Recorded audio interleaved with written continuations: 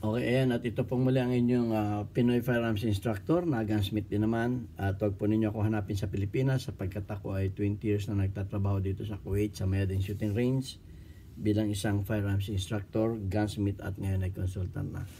Okay, at bago ako magpasalamat at bumati sa inyo ay gusto ko lang basahin yung katanungan ni user. Sir, saan po ang malakas? 357 Magnum ba o yung 45 caliber? Okay, but dahil yan ay katanungan, ay pinangako ko naman sa inyo na ating sasagutin yan sa abot ng ating malit na kalaman. So, bibigyan natin ng linaw yan.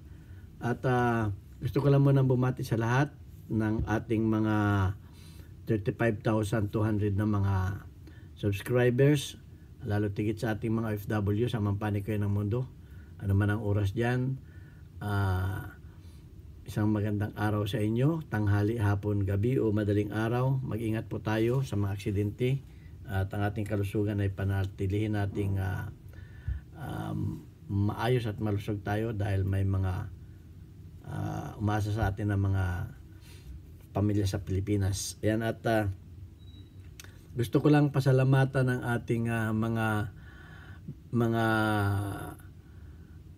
tumatangkilik ng ating YouTube channel, lalo tigit yung mga hindi nag-skip ng ads sapagkat tayo po ay isang charity vlogger na may 6 na estudyante na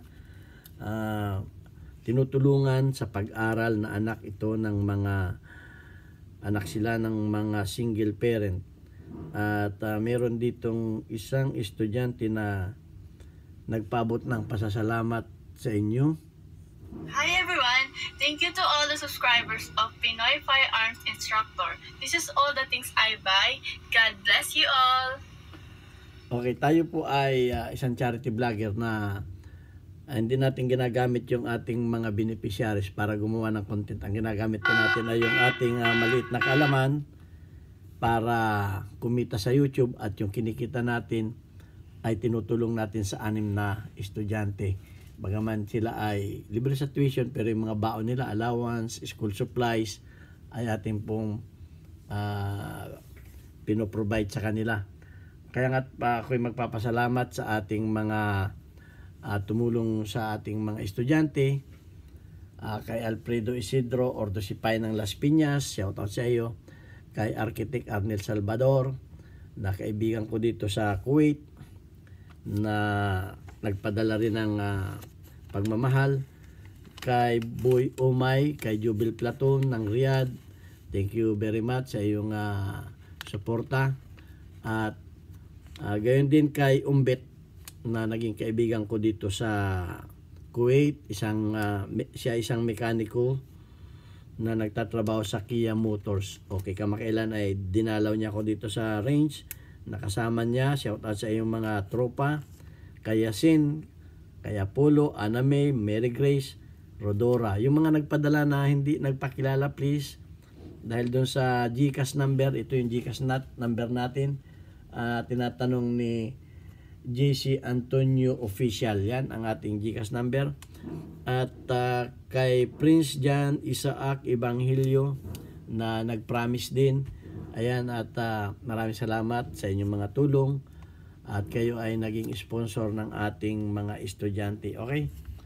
At yan, at pupuntahan na natin ang katanungan ni user. Alin daw po ang malakas? 357 Magnum ba o yung 45 caliber? Ayan, at medyo masilan itong tanong na ito dahil pagdating sa lakas ay ang pag-uusapan dyan ay yung impact at yung layo ng bala o speed per feet per second. Okay, so kinuha ko ang datos ng 357, yung bilis ng bala niya. Ito ay binasa ng chrono machine. Okay, duman to sa chronograph. So, nag-average ang 357, ito ay revolver, ng 1,436. Yan ang average ng speed ng bala. Okay. Ay yung 45 caliber naman ay dahil ang 45 caliber ay maraming brand ng bala, ay yung pinakang mahinang bala niya ay 770 lamang ang bilis ng bala. So, kumbaga sa palayuan, mas malayo ang mararating ng 1,436 dahil mas mabilis. Kahit naman yan sa karera, okay? Pero may mga bala na umaabot ng, kasi may mga brand na bala, may Bull. Yung Bull ay umaabot ng 1,249 feet per second yan. So yan ang bilis ng ano. Pero yung pinakamabilis na bala na brand, nakalimutan ko na yung pangalan ng brand, ay 1,283. Mas mabilis ng konti. So, kung sa palayuan ng mararating na bala, ay mas malayo ang mararating ng 357 dahil ang pinakamabilis ng 357 ay 1,436 ang average niya. Samantalang ang pinakamabilis na bilis ng bala ng 45 ACP ay 1,283. So, may diferensya na halos ay 300. Okay, kung hindi ako nagkakamali. Halos ay 300. Kulang mga 250 siguro ang ibinilis ng bala ng Magnum 357. Kung sa penetration, ay mas malakas ang penetration ng mabilis na bala.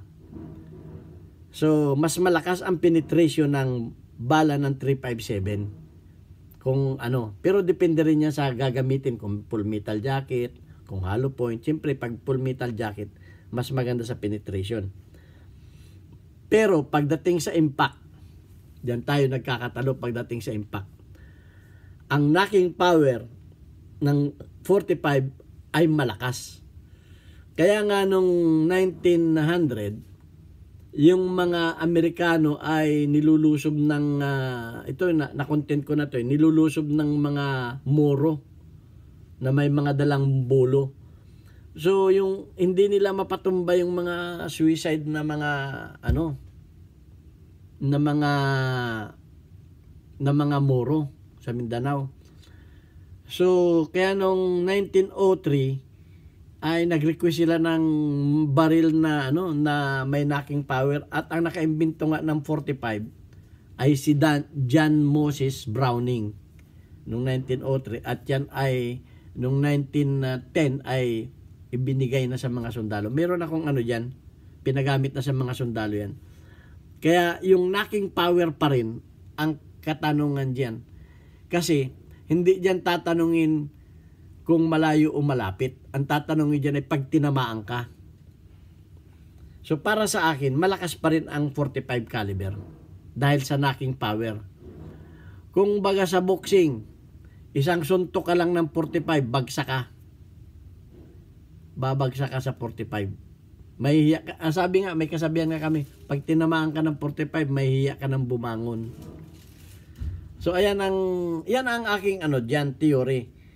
Bagaman may pelikula si Fernando po na Magnum 357, ay talagang malakas ang 357 at may mga bala yan na pang penetration. Yung tumatago sa mga conforme yan, sa mga bullet piercing. So yan naman ang yan ay aking kumbaga yan ay aking idea, kumbaga ko yan yung kanya-kanya tayo ng idea kung sa palagay ninyo mas malakas ang 357, malakas ang 357 kung sa palayuan ang mararating sa reach, okay? Pero pag ang tinamaan naman, siyempre kumbaga, kung yung bala na mararating ng 357 ay hindi mararating ng 45. Dahil nga mas mabilis ang bala. Pagbilis ng bala ay paglayo ng nararating. So mas malayo ang nararating ng bala ng 357 hindi ko rin lang masabi sa inyo kung anong eksakto dahil pag ipinutok yan ay hindi naman natin makikita na yan. So, mas malayo ang mararating ng 357 na bala kaysa sa 45 caliber. Pero ulitin ko, ang pinakang mabilis na bala ng average ng 357 ay 1,436. At sa 45 caliber naman ay 1,283. So may diferensya. Hindi ko na kinuwinta pero mga 200, nasa 250 per pit. Konti din lang yun kung tutuusin. Pit yun eh. 200 pit. Edi, per seconds yun, per seconds ha. Per seconds yun. Gaano yung isang second? Tik, isang ganun lang yun. Ang bilis nun ha. 1. Ayun, para ka lang bumilang ng ng 1. 1, 2, 3, 1 seconds yun. 1, 2, 3, 1 seconds na yun. Ay 200 feet na ang narating. 1,283 na ang narating nung bala. Gaano kabilis yun. Kaya nga So ayan ang aking kasagutan. Para sa akin, mas malakas pa rin ang 45 caliber. Dahil idol ko hindi dahil sa idol ko ang 45 caliber, dahil sa knocking power. Sa knocking power tayo nagkakatalo at kung malayo naman ay mas malakas ang 357. Okay, ito ang inyong Pinoy Firearms Instructor. Yan ang aking verdict dyan. Hindi ko naman sinasaklaw yung sa inyo. Kung sa palagay ninyo nalalakasan kayo sa 357, ay wala tayong pagtatalunan dyan. Basta gusto ko ang 45 sa lakas. Okay? At kung ano man ang inyong ideya, nasa sa inyo na yan. Mag-comment din kayo. Mag-comment kayo sa down below sa ating at welcome naman. Kaya nga yung mga comment dito ay ating sinasagot at ating nililinaw. Ito ang inyong Pinoy Firearms Instructor. Hanggang sa muli, God bless us all. Thank you very much.